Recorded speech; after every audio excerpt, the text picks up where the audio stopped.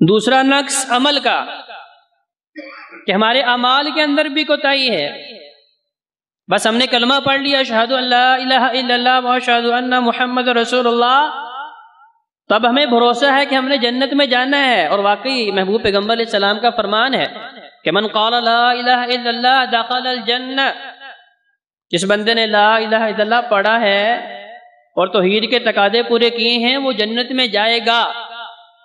لیکن اس سے پہلے اسے اپنے گناہوں کی سزا بھگتنی ہے. اس چیز کو ہم بھول چکے ہیں اور بے دریغ ہو کے بڑی دلیری سے گناہ پہ گناہ کرتے جا رہے ہیں.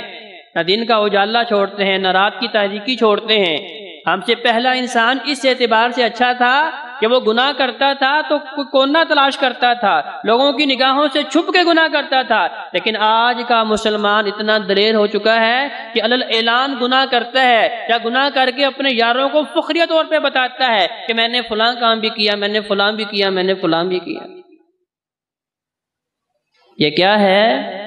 یہ اعمال کی کمزوری ہے. نبی کریم صلی اللہ علیہ وآلہ وسلم نے صحابہ کی تربیت کیسی کی تھی کہ وہ اپنے سارے دن کا اپنا جائزہ لیتے.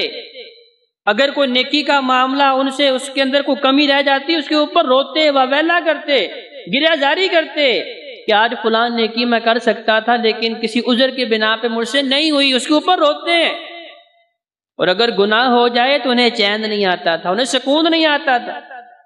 نبی کریم صلی اللہ علیہ وآلہ وسلم کے پاس آتے ہیں، کہتے ہیں رسول اللہ ہم سے غلطی ہو گئی ہے، ہمیں ہمارے گناہ سے پاک کر دیں. صحابہ کی زندگی میں اور ہماری زندگی میں فرق کتنا ہے. حضرت عبداللہ ابن مسعود رضی اللہ تعالیٰ عنہ نے محبوب پیغمبر علیہ السلام کے وصال کے بعد جب مدینہ میں آئے تو دیکھا، کہا لوگو تم نے محبوب پیغمبر علیہ السلام کے بعد دین کے اندر نئی نئی چیزوں کو شامل کر لیا ہے اور تم گناہ کو گناہ سمجھتے ہی نہیں. جبکہ محبوب پیغمبر علیہ السلام نے مومن کی شان یہ بتائی ہے، اس سے چھوٹا سا گناہ بھی اگر سرزد ہوتا ہے وہ یہ سمجھتا ہے کہ میں احد پہاڑ کے نیچے کھڑا ہوں، ابھی یہ پہاڑ میرے اوپر گرے گا اور مجھے تباہ و برباد کر دے گا. اور فرمایا کافر اور منافق کی یہ نشانی ہے کہ وہ بڑا گناہ کرنے کے بعد بھی یہ سمجھتا ہے کہ ناک کے اوپر مکھی بیٹھی ہے، ابھی ہاتھ کے اشارے سے اڑا دوں گا تو بات ختم ہو گیا. محبوب پیغمبر علیہ السلام نے یہ اہل ایمان کی نشانی بتائی. جب ایسا ایمان اہل ایمان کے اندر تھا، مسلمانوں کے اندر تھا، انسانوں کے اندر موجود تھا، تب اللہ کی نصرت آتی تھی. آج بڑے بڑے گناہ بھی کر رہے ہیں لیکن ہمیں کوئی پشیمانی نہیں، کوئی شرمندگی نہیں، احساس ندامت نہیں. تو لہذا ہمیں اپنے اعمال کے اوپر غور کرنا ہے کہ اللہ نے جو نیکی کی توفیق دی ہے اس کے باوجود میں نیکیاں کیوں نہیں کر رہا. اللہ نے تندرستی دی، اللہ نے صحت دی، اللہ نے جوانی دی، اللہ نے اپنے سامنے جھکنے کے لیے میرے جسم کے اندر سکت رکھی، سارا کچھ میرے پاس موجود ہے. اس کے باوجود میں اللہ کا شکرانہ جو ہے اس انداز میں ادا کیوں نہیں کر رہا کہ اپنا سر زمین پہ رکھ کے کہوں سبحان ربی الاعلی. اللہ کا شکر ادا کرنے کا بہترین طریقہ کیا ہے؟ دن میں 5 مرتبہ اس کے دربار میں حاضر ہو کے کہیں اللہ تو نے بلایا ہے، ہم حاضر ہیں. اللہ تو نے نعمتیں دی ہیں، ان کا شکرانہ کیسے ادا کرتے ہیں؟ تیرے سامنے قیام کر کے، تیرے سامنے رکوع کر کے، تیرے سامنے سجدہ کر کے. صرف یہ نہیں ہے کہ زبان پہ الحمدللہ کہتے رہیں لیکن پتہ ہی نہ ہو کہ اس کا اصل مقصد کیا ہے، مفہوم کیا ہے. ایک طرف الحمدللہ بھی کہہ رہے ہیں، دوسری جانب شکوے بھی آ رہے ہیں، اللہ نے مجھے کیا دیا ہے اور میرے پاس کیا ہے. فلاں کو نہیں دیکھا کتنا بڑا محل اس کے پاس، فلاں کو نہیں دیکھا کتنی گاڑیاں اس کے پاس، فلاں کو نہیں دیکھا کتنی بڑی دکان کارخانہ اس کا، میرے پاس کیا ہے. اور ساتھ تسبیح پڑھ رہا الحمدللہ الحمدللہ الحمدللہ. بھائیو یہ زبانی کلمات اگر دل تک نہیں اتر رہے تو اس کا مطلب یہ ہے کہ ان کا حقیقی طور پہ میں نے معنی مفہوم سمجھا ہی نہیں ہے. ایک طرف میں کہہ رہا ہوں سبحان اللہ، اللہ تو پاک ہے، کیا مطلب کہ اللہ سارے اختیار تیرے ہیں، یہ ساری مخلوقات ان کے اندر نقص موجود ہے، ان کے اندر کمی موجود ہے، ان کے اندر کوتاہی موجود ہے، اللہ صرف تو ہے سبحان اللہ، اللہ تو سب سے پاک ہے. تسبیح بھی پڑھ رہا ہوں اور بظاہر اسباب کے پیچھے بھاگ بھی رہا ہوں. زبان پہ تسبیح اللہ اکبر، اللہ تو سب سے بڑا ہے، لیکن نصرت و مدد کے لیے میری نظریں کدھر ہیں؟ اغیار کی طرف، یہود و نصارہ کی طرف، IMF کی طرف.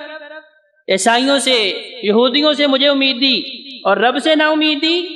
یہ کیسا بھروسہ، یہ کیسا توکل ہے؟ بھائیو صحابہ کے اندر یہ ایمان تھا، انہیں پتا تھا کہ جب تک ایک بھی خالص ایمان والا موجود ہے اللہ کی نصرت ضرور اترے گی، اللہ کی مدد ضرور آئے گی۔ لہذا یہ دو اعمال جو ہم پچھلے جمعے میں بتا چکے ہیں۔ تیسرا عمل نبی علیہ السلام نے فرمایا، سنن نسائی کی حدیث، فرمایا انما ینصر اللہ هذه الامہ بضعیفها، ایمان والو اللہ تمہاری مدد کرے گا تمہارے کمزوروں کی وجہ سے۔ آج ہم کمزوروں کو بوجھ سمجھتے ہیں، آج کمزوروں کو ہم اپنے لیے وبال سمجھتے ہیں، اور بھئی یہ روز منہ اٹھا کے آ جاتے ہیں، ہمارا پیچھے ہی نہیں چھوڑتے، تنگ کرتے رہتے ہیں۔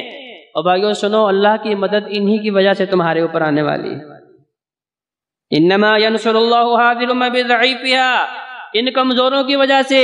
کب تک؟ جب تک یہ کمزور بدعوتہم، پوری امت کے لیے یہ دعائیں کریں گے، وصلاتہم، اور ان کے نماز پڑھنے کی وجہ سے، واخلاصہم، اور ان کے اخلاص کی وجہ سے۔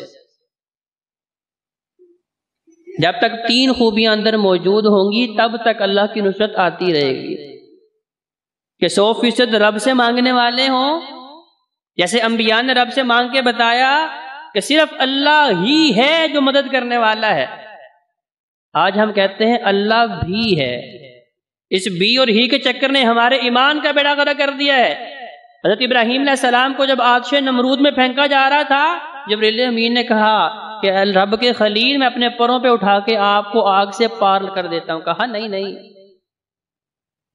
مجھے تمہارے لیے آگ میں نہیں پھینکا جا رہا، مجھے صرف رب کے لیے پھینکا جا رہا ہے، رب کی توحید کے لیے پھینکا جا رہا ہے۔ وہ اللہ میری مدد کے لیے کافی، حسبی اللہ، میری مدد کے لیے تو اللہ کافی ہے۔ تو اللہ کا الحاکمین نے اس آگ کو گلے گلزار بنایا، کہا اتنی ٹھنڈی نہیں ہونا کہ میرے خلیل کو تکلیف ہو، اتنی گرم نہیں رہنا کہ میرے خلیل کو تکلیف ہو۔ تو پہلا کام کیا ہے؟ بدعوتہم، اللہ کے سامنے ہاتھ اٹھانے ہیں پورے یقین کے ساتھ، وصلاتہم، اور نمازی ہونے چاہیے۔ وہ ہاتھ جو رب کے سامنے اٹھے ہیں وہ نمازی کے ہونے چاہیے۔ آج دیکھ لیں کتنے لوگ جو ہیں وہ پکے کھڑے نمازی ہیں،